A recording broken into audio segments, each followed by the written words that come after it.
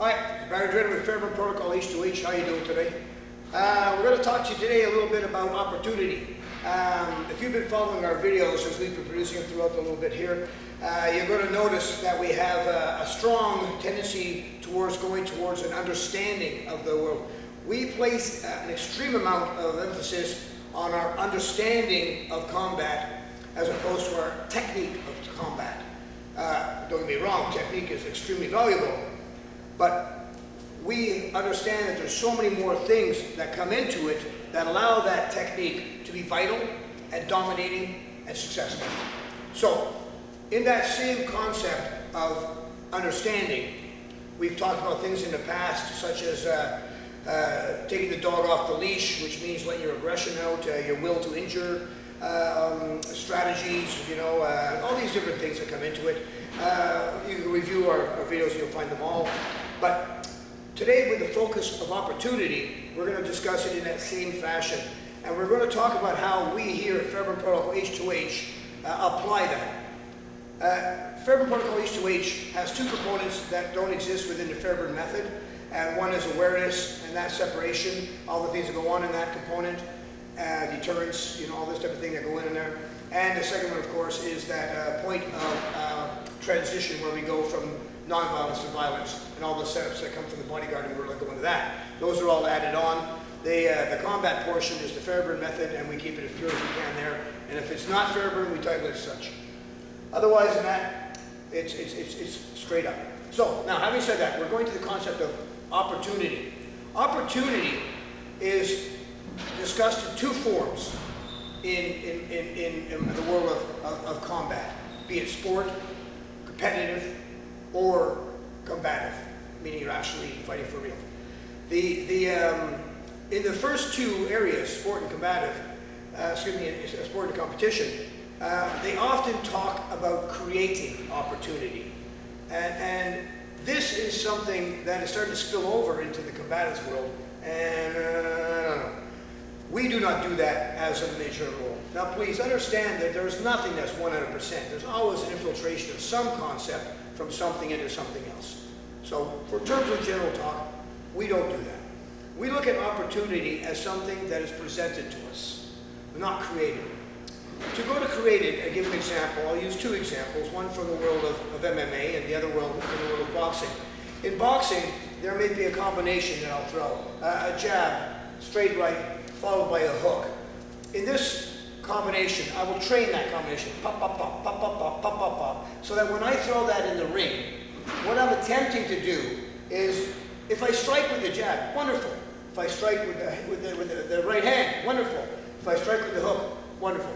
But the combination has the opportunity benefit built into it, in that as I strike here and here, I may be raising his hands up forward and inward to protect that frontal area, hence opening up the secondary and coming in with the final hook into that side of head, or perhaps body, type of motion.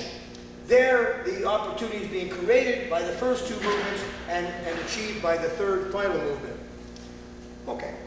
Now, in terms of MMA, the best thing that I can remember in this in my head is a very interesting little sequence with George St. Pierre, and where he had an opponent who was down, and he was going to try to do an arm lock on him, and the opponent was defending against the arm lock.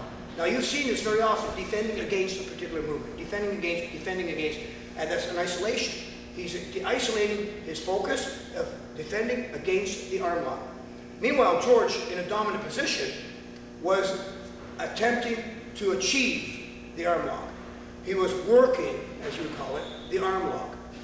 Once he got the arm lock, it was over. It was a submission. So he created the opportunity for the submission by creating the opportunity for the arm lock by taking the time to work the arm lock. Okay. Now both of these things have an advantage within a world where we're operating within X number of rounds, X number of minutes per round, a rest period in between, and rules that allow us to do certain things, and rules that stop certain things, such as there's not going to be a third opponent. There will not be a weapon. I will not trip over chairs. I will not fall over a set of stairs. See what I'm saying? So these things change the reality. In our view, and we've mentioned this many times, it's very clear, in our view of real combat, it's instantaneous, it's ultra-violent, it's chaotic, and it's meant to occur in a very short period of time. And this is supported by all kinds of statistics, so it's not completely. In that environment, where we have all those unknowns going on, we don't believe we have the luxury of being able to create an opportunity. We have the luxury to be able to take advantage of an opportunity once presented it. So, we'll talk about two types of opportunity. The first and primary opportunity is recognition of your circumstance. Environment, where are you? What's involved around you? Who's around you? Potential threats or potential opponents, 1 or 2, 3, 4. What are the potentials? Are there weapons nearby? Improvisation, stairs, all this type of thing. So the first opportunity is what opportunities around. Certainly, if I'm standing near a set of stairs and a guy is his back to the stairs, he's going down the stairs. I'm not going to fight him. I'm just going to give him a shot if I can, some type of impulse shot out of nowhere, use the element of surprise, and dump his ass down the stairs. If I have to deal with it at the bottom of the stairs, I'll wait till he goes back up the stairs. So, that's opportunity played into a technique. Vice versa, we have opportunity in terms of our positioning. Now this is a different thing. I almost regret using that word positioning because it comes to us in 3 forms. We purchase opportunity with basically 4 elements. 3 forms to start off. First, my range from the threat. My range from them and their range from me. Big tall guy, long arms, is different than a little short son of a bitch like me with long arms. So we have to take these things into account to understand what that presents in terms of threat and opportunity. Can I zap them with the fingertips? So, vice versa, I also need to understand my positioning with regard to this person, or is there a chair between us? Is there, this type of positioning. So, first of all, range. Do I have to move to contact him? Does he have to move to contact me? Can we contact each other immediately? These things. And then the position, of course, on how I can contact him. If he's here to me and I'm sideways to him, then I have limitations that I have to recognize. And I have opportunities that I can recognize as well. So again, you see how the range and the position. The next is the timing. From the very beginning, when I was starting to become involved in violence, I started to understand something which was always very puzzling to me and fun. That you could see a target, go for the target, and by the time you've recognized it, launched, acquired where it was, it's gone. It's covered, or it's not even there anymore. So, timing, in terms of how we can get to that target, I'm not talking about hand speed, I'm talking about timing. Duration between me hitting the target and initiating. That's the third component. Now, of course, the fourth component, and that's why I separated the first 3, the fourth component is what we talked about before about targets in the self, knowing the target. In Fairbairn Protocol H2H, we have 2 concerns. Involuntary response, or we want an injury. We don't want an injury like a slap on the face that doesn't do anything. A slap that knocks him silly, that's another question. A slap that drops his jawline with my heel, another question. A slap that pops his ear, another question. But what I'm saying is that I want something dramatic coming from my injury if I can obtain it. You see? So the opportunity is based on what presents itself to me as a target within the scope of my range, position, and timing ability. We emphasize this heavily. And we learn our targets so that we can take advantage of those opportunities as they present themselves. Obviously, if I'm in a position like this, and I have a combatant sitting beside me who is a complication, and I've used a technique such as that to the solar plexus, and I score, I will have an increased opportunity presented to me. Some people will turn that around and try to put it back on you and say, well, now you created an opportunity. I didn't create nothing, because I didn't attempt to create nothing. I didn't make that strike with the intention of bringing his head forward so I could then take a tiger claw to his face. It didn't work that way at all. I took the first one for the value of what it was, and that was it, and I waited for the next opportunity, so to speak. Though I really hate using that word waiting, because there's very little waiting that goes on. You're firing, firing, firing. So, this opportunity that I presented, opportunity presents itself in different fashions. Now, because we use a small registry of targets that are applicable to our goal of involuntary response or injury, we also become aware of how, based on our position, where those targets are and how we can get them. You can get eyes from behind the person, you can get eyes from beside the person, and of course you can get eyes from in front of the person. But you have to know the application, and it has to be done with a methodology that I would use to, as an example, an analogy, would be the pop-up target training. If you take training from 3 aspects, and you can even take it a step farther, the first aspect being a stationary target with a stationary shooter, that gives you a certain ability to acquire a target. They found if they take that same target and make it a pop-up, where you have to wait and be stimulated by the target to take a shot, that increased your willingness to shoot, increase your ability to hit the target as well. Vice versa, at higher levels, they do it even today, starting with Fairbairn, Fairbairn's killing house, is that they start moving you through environments where pop-up targets exist. Pop-up targets, there are targets and non-targets. A target may appear, there'll be a kid with a bag of groceries. Or it might be a kid being held by a person with a gun to his head. And you have to acquire the target, which is the person with the gun. As we go through recognition of these opportunities, we then understand what to do with the target and how to deal with it in the fashion that is presented to us. For us, it could be the changing of the strike. You may go from an edge of hand to a tiger claw, or to whatever you wish. From other worlds, you may punch. So that's how we deal with the targets. When we did this strike to the solar plexus, to use that example again, and it caused him to cramp, he may even fall on the ground, I'm quickly presented with a set of targets. Follow-up targets. These follow-up targets, I don't have one in mind. I am waiting to see what is presented. And again, I hate that word waiting. But when he goes into position due to his reaction, I will acquire the first target that is closest to me. I will acquire targets that I recognize as damaging, but I won't reach it, I won't search for it, and I won't maneuver for it. Unless I have to. I will go after the first target that presents to me at a close enough range that will give me my timing effect.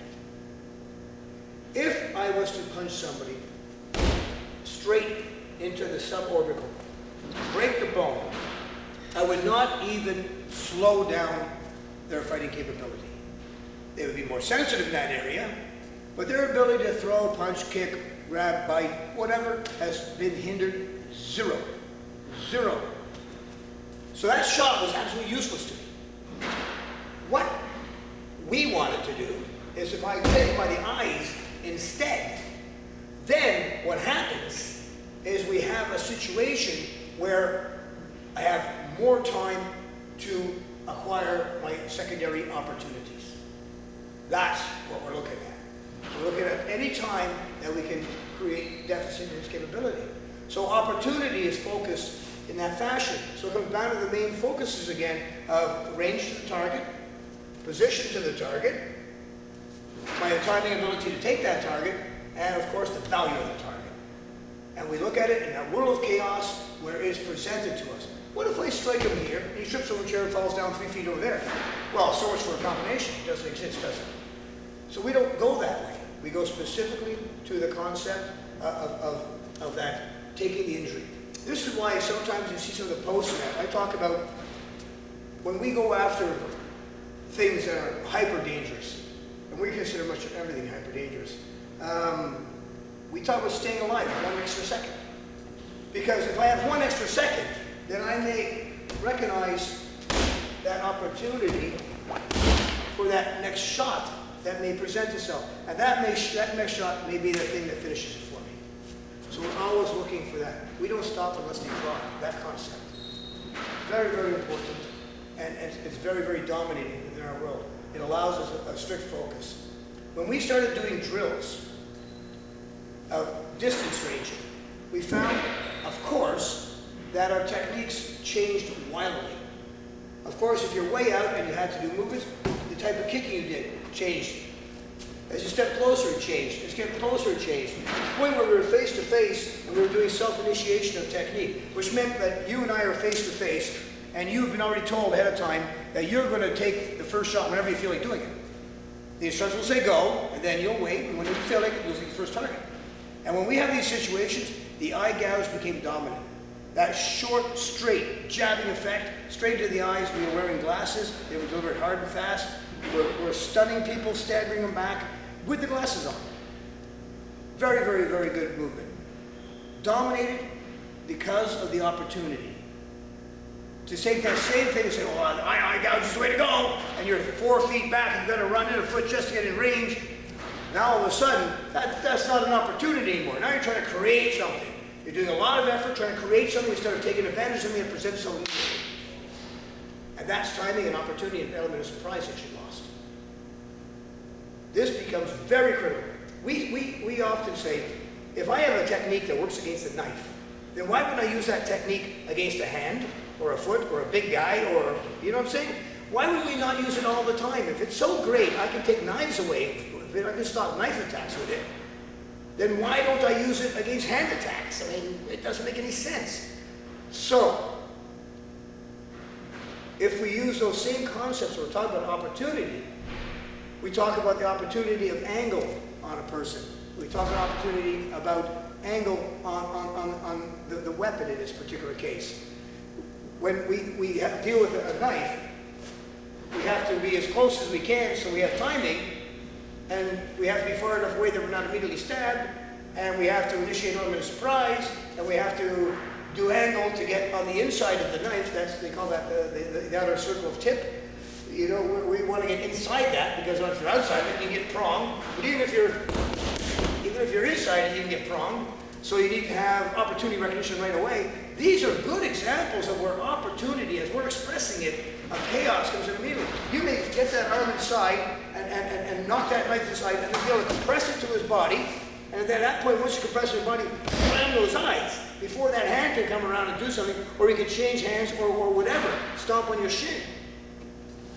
But it's all opportunity. It all depends on how he's moving, how he's standing. You know, is he shifting back and forth? Is he changing hands with the blade? Anything that can come into it. Is there a chair or wall? Opportunity presents these things. And this is how opportunity is taken advantage of. So we take advantage of opportunity as it's presented in chaos, understanding the mayhem of chaos, understanding the extremity of violence, understanding the need of will to hurt, and we understand it with the constraints of range, position, timing, and target. And that's pretty much opportunity for us. The other opportunity is having a cool beer afterwards, maybe. Have a great day. Thanks very much. Have a great day.